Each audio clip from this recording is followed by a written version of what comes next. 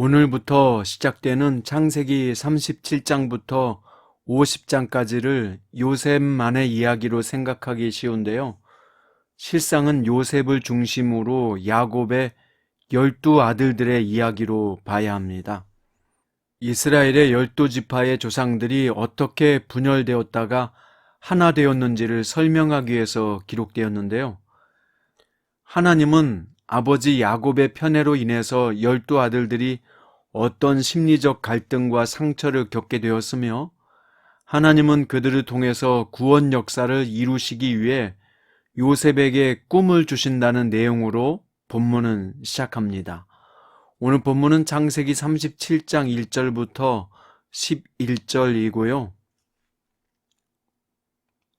그 중에서 3절부터 5절까지 읽겠습니다.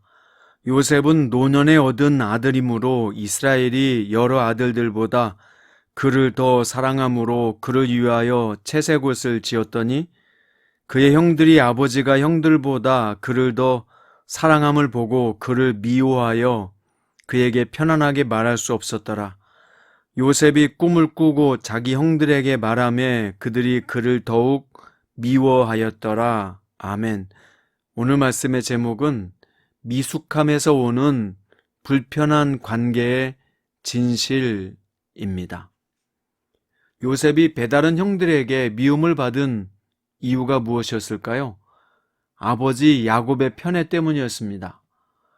요셉은 아버지의 4명의 아내 중에 특별히 사랑했던 라헬이 낳은 아들이죠. 야곱은 요셉에게만 채색 옷을 입혀주며 편애를 감추지 못했습니다.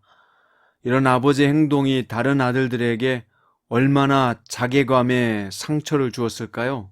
그래서 그들은 요셉을 미워할 수밖에 없었고 요셉에게는 무슨 말이든 좋은 말이 나가지 못했던 것입니다. 요셉 또한 눈치도 없어서 형들의 잘못을 아버지에게 고했습니다.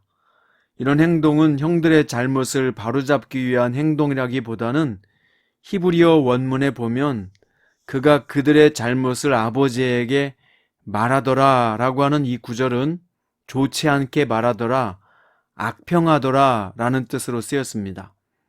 즉, 악한 잘못만 일러 바쳤거나 의도적으로 안 좋게 말을 했다는 뜻을 갖고 있습니다. 당시 요셉은 약 17세 정도였고 정신적으로도 미숙하고 인간관계도 잘하지 못하는 상태였습니다. 그런데 하나님은 요셉을 선택하셨고 그에게 꿈을 꾸게 하셨습니다. 그 꿈의 내용이 온 가족이 요셉을 섬긴다는 내용이었는데요. 이 꿈은 2번을 꾸게 하셨습니다. 성경에서 이는 증인, 증거, 확실함이란 뜻을 갖고 있기 때문에 꿈을 2번 꾸게 하셨다는 것은 이 일이 분명히 실현될 것을 나타냅니다. 요셉의 꿈 이야기가 형들과 가족들 간에 돌면서 관계가 악화되었습니다. 평상시에도 잘난 체하는 요셉을 시기하는 형들의 미움은 더 거칠어졌고 네가 참으로 우리의 왕이 되겠느냐 라고 하며 비난을 받게 됩니다. 하지만 본문에서 앞으로 일어날 일에 대한 중요한 단서가 하나 나오는데요. 11절입니다. 그의 형들은 시기하되 그의 아버지는 그 말을 간직해 두었더라 입니다. 야곱은 요셉의 꿈을 그저 헛된 몽상이 아니라 기대감을 가지고 마음에 간직했다는 것입니다. 자, 이게 오늘 본문의 내용인데요. 이 말씀은 우리에게 무엇을 가르쳐주기 위해서 기록되었을까요? 특히 우리가 본문에서 주목해서 봐야 할 것은 요셉의 행동입니다. 우리는 보통 요셉하면 좋은 이미지를 갖고 있는 경우가 많은데 그도 미움을 받을 만한 행동을 충분히 했다는 것을 본문은 사실대로 보여줍니다. 형들에게 요셉이 미움을 받게 된 이유는 형들에 관한 나쁜 이야기를 아버지에게 일러 바쳤기 때문이죠. 또한 자기 자랑에 능숙해서 꿈 이야기는 퍼뜨려 알리기를 좋아했습니다. 이런 요셉의 행동은 가족의 평화를 깨트리는 불쾌한 행위였을 것입니다. 하지만 야곱은 요셉에게 아무런 조치를 취하지 않았고 오히려 요셉을 더 특별하게 대우해 주었습니다. 이로 인해서 가족은 회복되기 어려워졌고 형제들과의 관계는 심각한 상태까지 이르게 되었음을 보여줍니다. 요셉의 이런 미숙한 행동은 오히려 독자인 우리도 요셉 편이 아니라 형들의 편에 서게 해줍니다. 정말 가족 중에 요셉과 같은 형제가 있다면 미움의 대상이 되었을 것은 뻔하겠지요. 하지만 이렇게 미숙하고 철없었던 요셉은 아주 오랫동안 불같은 연단을 받으면서 변화되었습니다. 자, 오늘 본문은 요셉을 긍정 일변도로 소개하며 미화하지 않았는데요. 있는 모습 그대로 요셉의 어리석은 행위를 적나라하게 드러내줍니다. 물론 야곱의 편애에 대해서도 마찬가지입니다.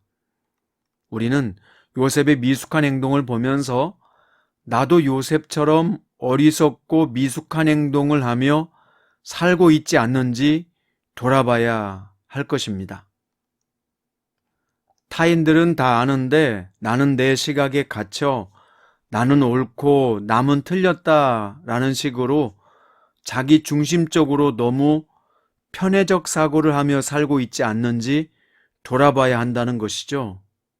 또한 아버지 야곱처럼 편애하며 가족의 평화를 깨트리고 있으면서도 자신의 행동의 문제점을 모른다면 어떻게 되겠습니까? 특히 부모들은 자신의 편애적 행동이 없는지 돌아봐야 합니다. 예를 들어서요, 막내는 어리기 때문에, 누구는 딸이기 때문에, 또 누구는 신체가 건강하지 못하므로 이런 조건을 달면서 자신도 모르게 마음이 기울어져 있지는 않는지 행동을 점검해 보세요. 그 부모의 편애를 아이들이 왜 모르겠습니까? 편애에서부터 모든 가족 문제가 생기고요. 아이들이 성장하고 나서도 이 갈등의 문제는 평생 갑니다. 결국 본문의 문제는 뭐냐? 자기 중심적으로 생각하고 행동에서 오는 비난이요, 욕을 말하는 것입니다. 그런데 정작 본인은 그것을 핍박이라고 생각한다든지 타인의 삐뚤어진 시각 때문이라고 돌린다면 하나님도 어이가 없으실 겁니다. 성경에서 야곱은 누구보다 샬롬을 추구했던 인물이었습니다. 하지만 그는 오히려 샬롬을 깨는 행동을 저질렀는데요. 야곱의 의지와 행동은 이렇게 서로 상반된 모습을 보여줍니다. 이 야곱의 모순이 오늘 나의 모습은 아닐까요? 요셉의 철없는 행동과 미숙한 말투가 요즘 나의 행동이나 습관에서 툭툭 튀어나오고 있는 것은 아닐까요?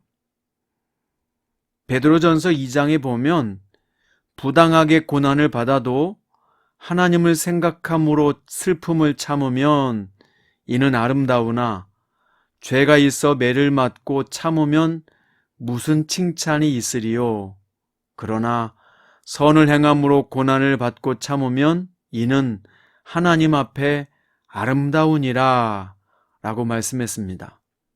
성도 여러분, 우리가요, 죄가 있어 매를 맞고 참는 것은 아무 칭찬이 없다는 것을 생각해야 합니다. 선을 행함으로 고난을 받고 참을 때 하나님 앞에 아름답다는 이 말씀을 기억합시다. 오늘 야곱과 요셉의 행동을 살펴보며 자신을 살피는 시간을 가집시다. 그래서 샬롬을 말하며 행동도 말도 샬롬을 추구하는 복된 성도들 되시기를 주님의 이름으로 축원드립니다. 기도드립니다. 주님, 샬롬을 말하고 샬롬을 행동하는 저희가 되게 하소서.